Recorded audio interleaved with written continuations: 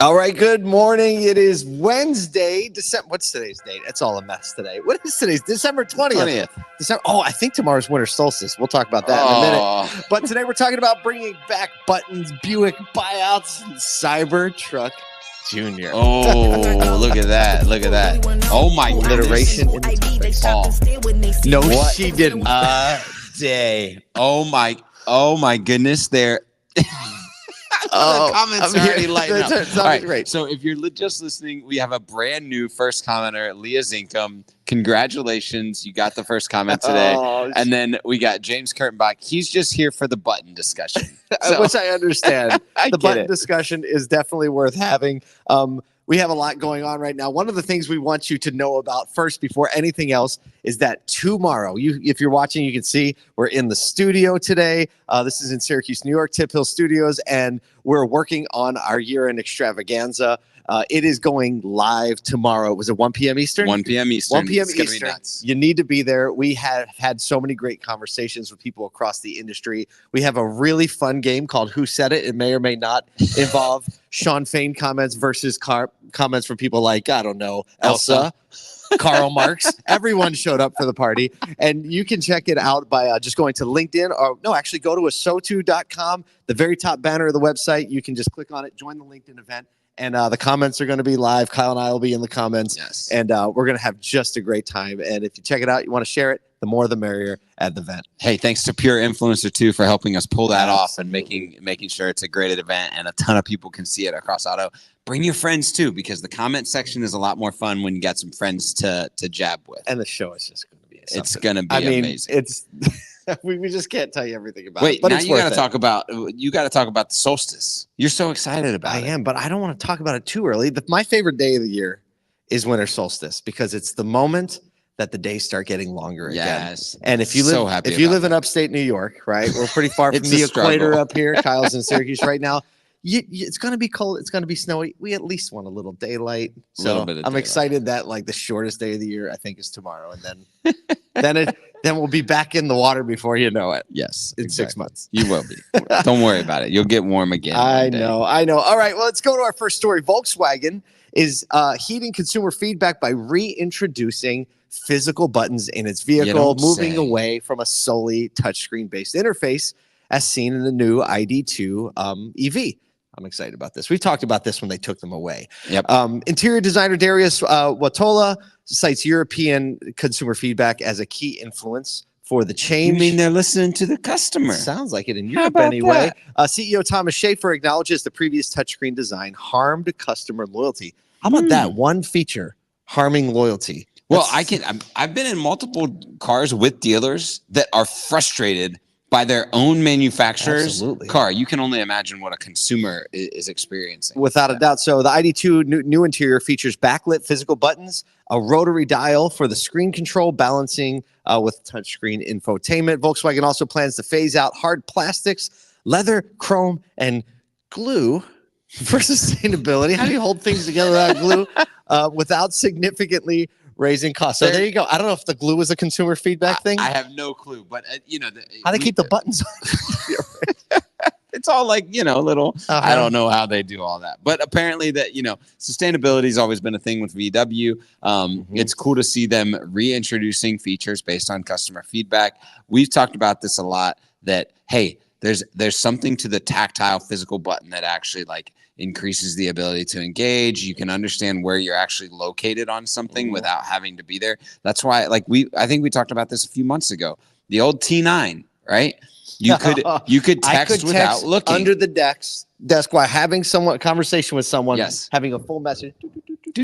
Right. Exactly. A little bit. And so when there's concerns over vehicle safety because of the touchscreen, and we talked about it yesterday actually with GM kind of citing that, whether or not it's fact-based or not, it's something to be seen on like, hey, users want to be able to know what they're touching, where they're touching it, and quickly make changes while they're driving their vehicle. Volkswagen coming in with the heat. I know. I think everybody thought they needed to switch right away because Tesla did it. Right.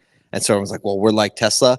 Tesla's got a different interface. And Tesla drivers are also in kind of a different mindset. Absolutely. Yeah. They are thinking tech first when buying. Absolutely. Yep. Oh, Brian Ortega is dying for us to incorporate a Backstreet Boys melody into buttons back. All right. Okay. There it is. That's probably the first time we sang on the show. I don't know how to get the notes back up. I got the notes. Sorry, but we're moving right along.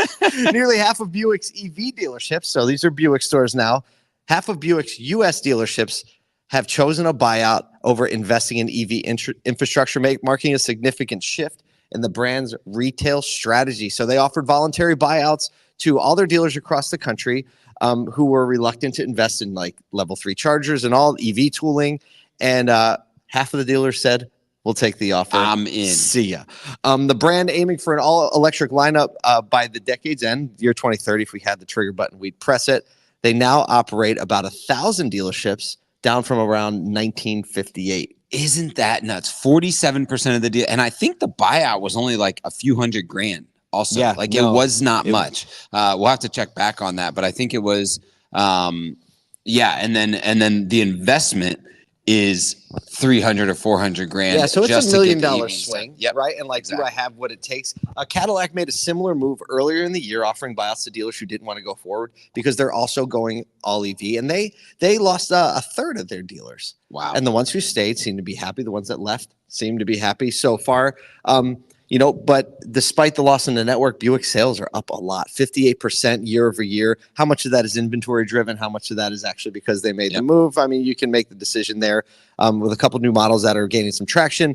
Like you said, dealers who are staying, $300,000 to $400,000 investment. Duncan Aldred, vice president of Global Buick GMC, said the network where we are now is a good size with dealers who are focused on the business. So, well, and I have to think that having 1,000 dealers, I mean, you look at right now, Toyota has, I think, a little over 1,200 dealers in the U.S. So for Buick to have doing okay, for Buick to have 2,000 dealerships was probably a higher dealership per capita than they actually needed. Yep. So getting down to that 1,000 allows them to focus on those retailers, focus on what their go-to-market strategy is with them, and lean into this. Hey, if we're going all EV, we're going to focus all of our attention and the dollars on the infrastructure build on those things. So I think it's actually going to be an accelerant for the OEM. I mean, the decisive nature. I mean, I feel like Buick is one of those brands who's really been trying to figure out who they are over the last 10 years. And it has legitimately been 10 years. Remember when Tiger Woods started driving the Rendezvous? Yeah. Right? They paid him a lot to drive that car. For sure.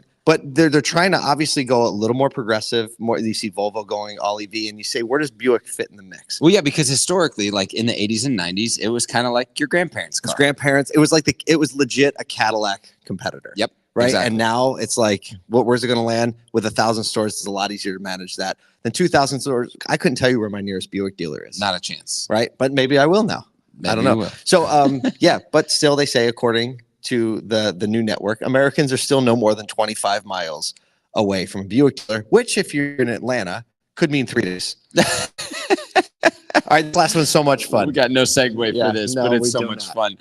So if you have ventured over to the Tesla site anytime recently, you've seen a new Cybertruck for kids. It's an electric ride-on toy inspired by the iconic Cybertruck design.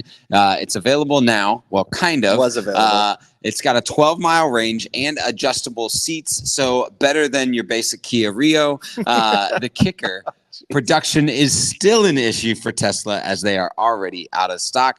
The Cybertruck is priced at $1,500. It's all electric, naturally, and it has a design exactly like the Cybertruck. It has a 22-volt battery, 500-watt motor, and can reach, get this, a top speed of 10 miles per hour. That's cruising in that which is thing. Cruising for a little kid. And deliveries are already set to begin here in December, but they're not guaranteeing holiday deliveries. No, I would love to see what the build quality is on this because it's probably awesome compared to like a big wheels. Yeah, you're going from like a $300 big wheels to a $1,500 Tesla big designed, wheels. engineered, manufactured. Yeah. And so one of the coolest things about this that we don't have in the show notes is it has a 12-mile range. Right.